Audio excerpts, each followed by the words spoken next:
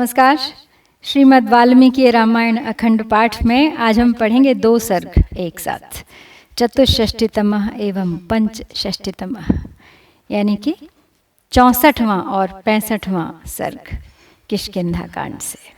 और इस सर्ग में होगा समुद्र की विशालता देखकर वानरों का विषाद में पड़ना, और फिर अंगद का उन्हें आश्वासन देना और उन सब वानरों से पृथक पृथक अलग अलग समुद्र लंघन के लिए उनकी शक्ति के बारे में पूछना।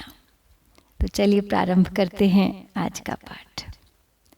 आख्याता गृध्रराजेन समुत्प्लुत्य प्लवंगमाः संगताः प्रीति संयुक्ता विनेदुः सिंहविक्रमाः सम्पातेर्वचनं श्रुत्वा हरयो रावणक्षयं हृष्टाः सागरमाजग्मुः सीतादर्शनकाङ्क्षिणः अभिगम्य तु तं देशं ददृशुर्भीमविक्रमाः कृत्स्नं लोकस्य महतः प्रतिबिम्बम् अवस्थितं दक्षिणस्य समुद्रस्य समासाद्योत्तरां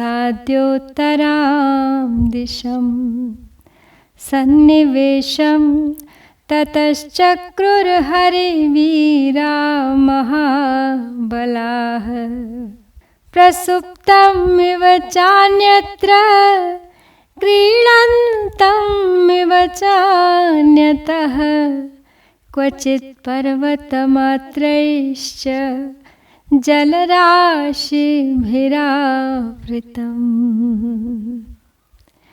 तो पिछले सर्ग में गीधराज संपाति ने सब वानरों को समुद्र लांघने के लिए उकसाया था और उन्हें आश्वासन दिया था कि वे इस कार्य को कर सकते हैं, तभी वे सीता तक पहुंच पाएंगे। तो उनके इस प्रकार कहने पर सिंह के समान पराक्रमी सभी वानर बड़े प्रसन्न हो उठे और परस्पर मिलकर उछल उछल कर हर्ष से गर्जना करने लगे। संपाति की बातों से रावण के निवास स्थान तथा उसके भावी विनाश की सूचना जो मिली थी उन्हें सुनकर हर्ष से भरे हुए वे सभी वानर सीता जी के दर्शन की इच्छा मन में लिए समुद्र के तट पर पहुंच गए। उन भयंकर पराक्रमी वानरों ने उस देश में पहुंचकर समुद्र को देखा जो इस विराट विश्व के संपूर्ण प्रतिबिंब की भांति स्थित था। दक्षिण समुद्र के उत्तर तट पर जाकर उन महाबली वानर वीरों ने डेरा डाला। वह समुद्र कहीं तो तरंगहीन एवं शांत होने के कारण सोया हुआ सा जान पड़ता था, अन्यत्र जहाँ थोड़ी थोड़ी लहरें उठ रही थीं वहाँ वह क्रीड़ा करता हुआ सा प्रतीत होता था, और दूसरे स्थलों में जहाँ उत्ताल तरंगें उठती थीं वहाँ पर्वत के बराबर जलराशियों से आवृत दिखाई देता था।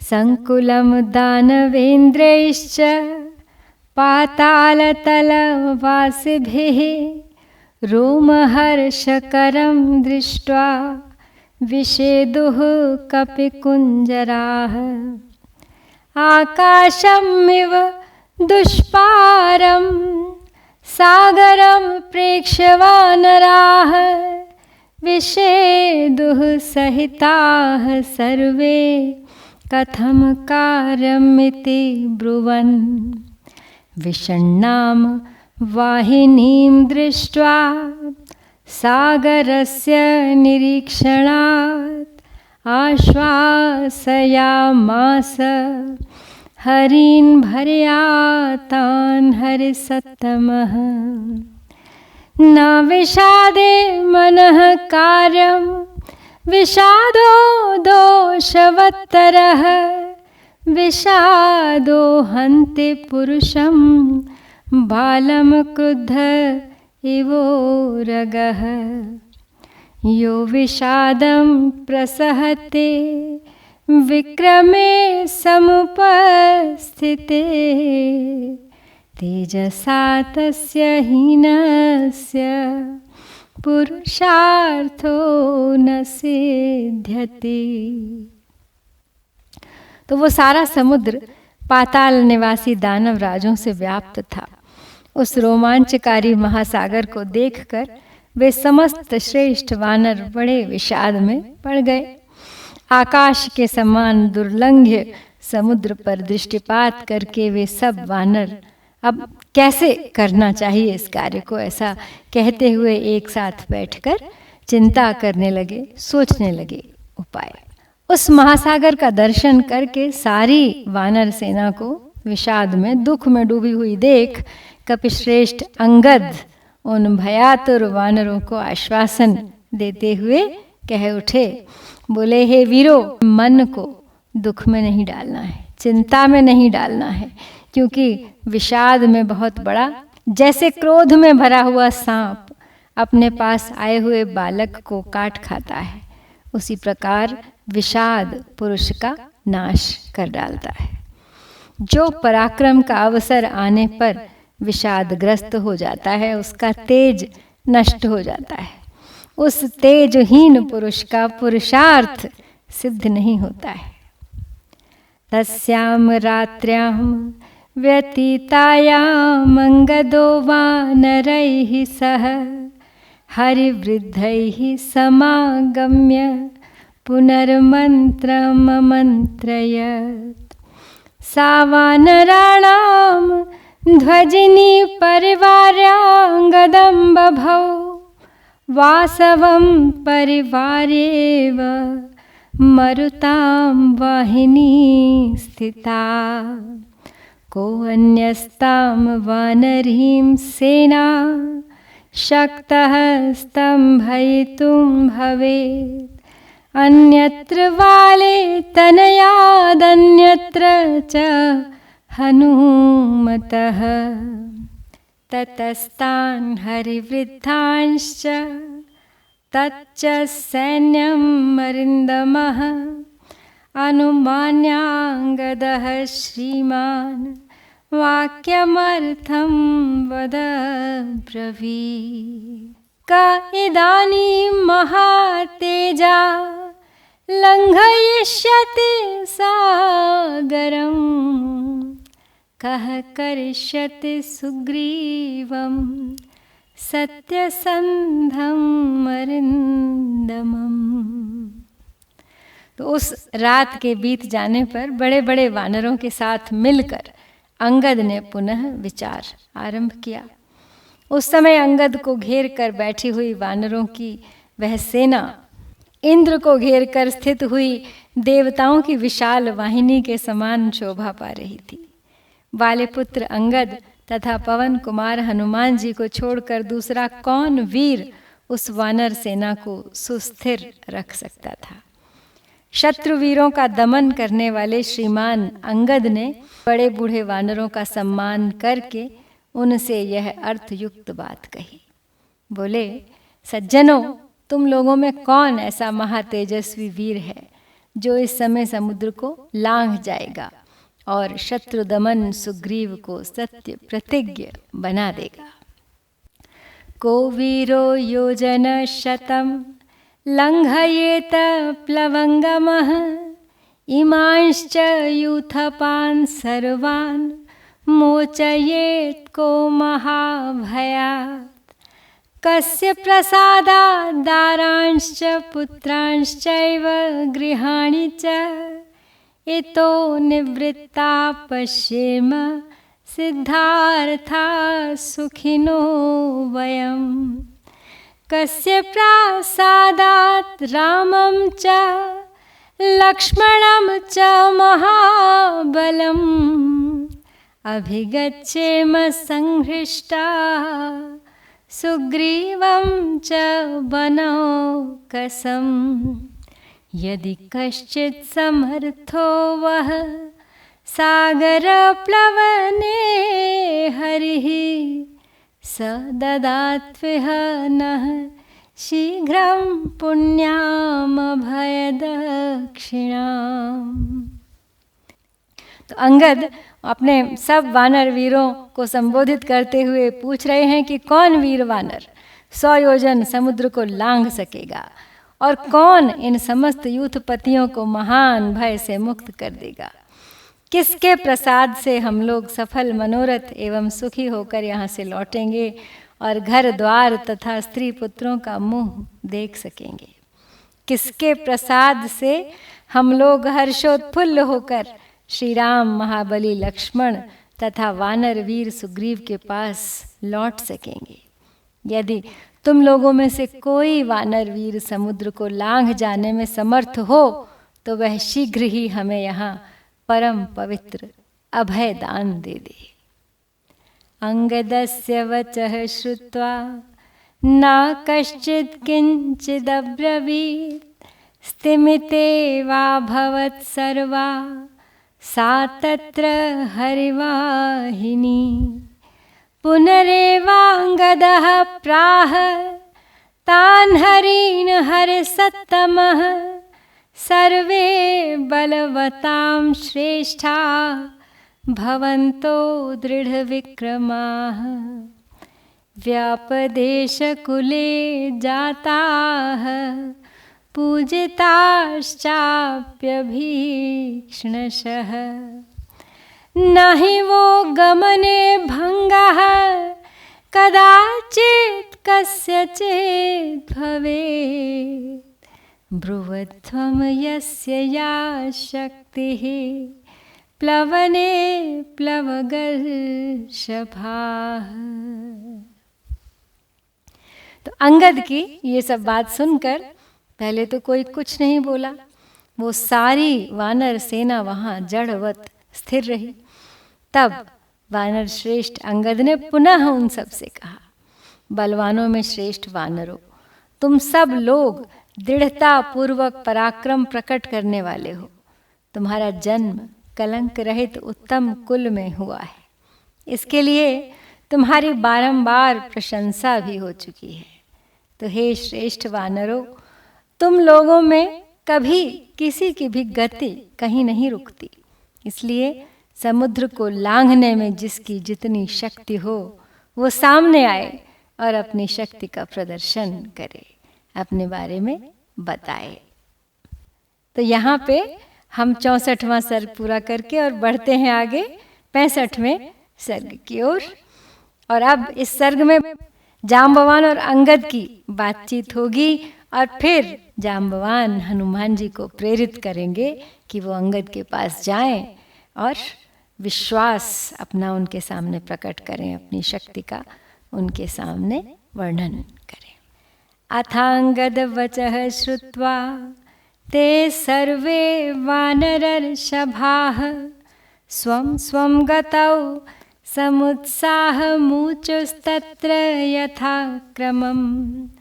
गजो गवाक्षो गवयः शरभो गन्धमादनः, मैन्दश्च द्विविदश्चैव सुषेणो जाम्बवांस्तथा। आबभाषे गजस्तत्र प्लवेयं 10 योजनं, गवाक्षो योजनान्याः गमिष्यामीति 20। शरभो वानरस्तत्र वानरांस्तानुवाचः, 30 तु गमिष्यामि योजनानां प्लवङ्गमाः। ऋषभो वानरस्तत्र वानरांस्तानुवाचः, 40 गमिष्यामि योजनानां न संशयः। तो अंगद की अब इस बात को सुनकर सभी वानर लंबी लंबी छलांग मारने के संबंध में अपने अपने उत्साह का, शक्ति का क्रमशः परिचय देने लगे, एक के बाद एक आकर। गज, गवाक्ष, गवय, शरभ, गंधमादन, मैंद, द्विविद, सुषेण और जाम्बवान, इन सब ने अपनी अपनी शक्ति का वर्णन किया। इनमें से गज ने कहा, मैं 10 योजन की छलांग मार सकता हूँ। गवाक्ष बोले, मैं 20 योजन तक चला जाऊंगा। इसके बाद वहाँ शरभ नामक वानर ने उन सब कपिवरों से कहा कि वानरों, मैं 30 योजन तक एक ही छलांग में जा सकता हूँ। तदनंतर कपिवर ऋषभ ने उन वानरों से कहा कि मैं तो 40 योजन तक जा सकता हूँ, इसमें कोई संशय नहीं है। वानरांस्तु महातेजा अब्रवीत् गन्धमादनः योजनानां गमिष्यामि 50 न संशयः। महेन्द्रस्तु वानरस्तत्र वानरांस्तानुवाचः योजनानां परं 60 प्लवितुमुत्सहे। ततस्तत्र महातेजा द्विविधः प्रत्यभाषत गमिष्यामि न संदेहः 70 योजनाम्यहम्। सुषेणस्तु महातेजाः सत्त्ववान् कपिसत्तमः 80 प्रतिजानेऽहम् योजनानां पराक्रमे। तेषां कथयतां तत्र सर्वांस्ताननुमान्य च ततो वृद्धतमस्तेषां जाम्बवान् प्रत्यभाषत। तो सब वानर बारी बारी आ रहे हैं और अपनी अपनी दूरी बता रहे हैं कि वो कितनी दूर तक छलांग लगा सकते हैं। तो अब आए हैं महातेजस्वी गंधमादन और उन्होंने वानरों से कहा कि इसमें संदेह नहीं कि मैं 50 योजन तक एक ही छलांग में चला जाऊंगा। उसके बाद वहाँ वानरवीर मयंद उन वानरों से बोले, मैं 60 योजन तक एक छलांग में कूद जाने का उत्साह रखता हूँ। तदनंतर महातेजस्वी द्विविद बोले, मैं 70 योजन तक चला जाऊंगा, इसमें कोई संदेह नहीं। इसके बाद धैर्यशाली कपिश्रेष्ठ महातेजस्वी सुषेण बोले, मैं एक छलांग में 80 योजन तक जाने की शक्ति रखता हूँ और प्रतिज्ञा करता हूँ इस बात की। इस प्रकार कहने वाले सब वानरों का सम्मान करके ऋक्षराज जाम्बवान, जो सबसे बूढ़े थे, अब वे कुछ बोले। पूर्वमस्माकमप्यासी कश्चिद् गति पराक्रमः ते वयं वयसः पारमनुप्राप्ताः स्म साम्प्रतं। किं तु नैवं गते शाक्यमिदं कार्यम् उपेक्षितुं यदर्थं कपिराजश्च रामश्च कृतनिश्चयौ। साम्प्रतं कालमस्माकं या गतिस्तां निबोधत 90 योजनानां तु गमिष्यामि न संशयः। तांश्च सर्वान् हरिश्रेष्ठान् जाम्बवानिदम् अब्रवीत् न खल्वेतावदेवासीत् गमने मे पराक्रमः। मया वैरोचने यज्ञे प्रभविष्णुः सनातनः प्रदक्षिणीकृतः पूर्वं क्रममाणस्त्रिविक्रमम्। तो अब सबसे बूढ़े ऋक्षराज जाम्बवान सामने आए हैं। कहते हैं, पहले युवावस्था में मेरे अंदर भी दूर तक छलांग मारने की कुछ शक्ति थी, यद्यपि अब मैं उस अवस्था को पार कर चुका हूँ, तो भी जिस कार्य के लिए वानर राज सुग्रीव तथा भगवान श्री राम दृढ़ निश्चय कर चुके हैं, उसकी मेरे द्वारा उपेक्षा नहीं की जा सकती। इस समय मेरी जो गति है उसे आप लोग सुने। मैं एक छलांग में 90 योजन तक चला जाऊंगा, इसमें संशय नहीं है। ऐसा कहकर जाम्बवान उन समस्त श्रेष्ठ वानरों से पुनः इस प्रकार बोले, पूर्व काल में मेरे अंदर इतनी ही दूर तक चलने की शक्ति नहीं थी। पहले राजा बलि के यज्ञ में सर्वव्यापी एवं सबके कारणभूत सनातन भगवान विष्णु जब 3 पग भूमि नापने के लिए अपने पैर बढ़ा रहे थे, उस समय मैंने उनके उस विराट स्वरूप की थोड़े ही समय में परिक्रमा कर ली थी। स इदानीमहं वृद्धः प्लवने मंदविक्रमः यौवने च तदासीन् मे बलम् प्रतिमं परम् सम्प्रत्येतावदेवाद्य शक्यं मे गमने स्वतः नैतावता च संसिद्धिः कार्यस्यास्य भविष्यति। अथोत्तरम् उदारार्थम् अब्रवीत्सदा अनुमान्य तदा प्राज्ञो जाम्बवन्तं महाकपिः अहमेतद् गमिष्यामि योजनानां शतं महत् निवर्तने तु मे शक्तिः स्यान्न वेति न निश्चितम्। तमुवाच हरिश्रेष्ठं जाम्बवान् वाक्यकोविदः ज्ञायते गमने शक्तिस्तव हर्यरीक्षसत्तमा।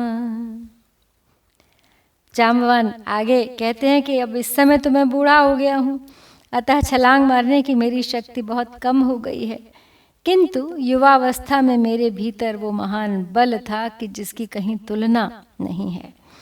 आजकल तो मुझ में स्वतः चलने की इतनी ही शक्ति है, परंतु इतनी ही गति से समुद्र लंघन रूप इस वर्तमान कार्य की सिद्धि नहीं हो सकती। तदनंतर बुद्धिमान महाकपि अंगद ने उस समय जाम्बवान का विशेष आदर करके यह उदारतापूर्ण बात कही। कहा कि मैं इस महासागर के 100 योजन की विशाल दूरी को लांघ सकता हूँ, किंतु उधर से लौटने में मेरी ऐसी ही शक्ति रहेगी या नहीं, यह निश्चित रूप से नहीं कह सकता।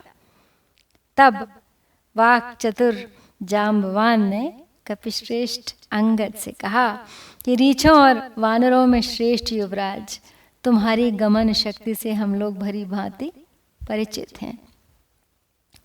कामम शत सहस्रम वा न ह्येष विधिरुच्यते योजनानां भवान् शक्तो गन्तुं प्रतिनिवर्तितुं न हि प्रेषयिता तात स्वामी प्रेष्यः कथञ्चन भवतायं जनः सर्वः प्रेष्यः प्लवगसत्तमा भवान् कलत्रमस्माकं स्वामी भावे व्यवस्थितः स्वामी कलत्रं सैन्यस्य गतिरेषा परन्तप अपि वै तस्य कार्यस्य भवान् मूलम् अरिन्दम तस्मात् कलत्रवत्तात् प्रतिपाल्यः सदा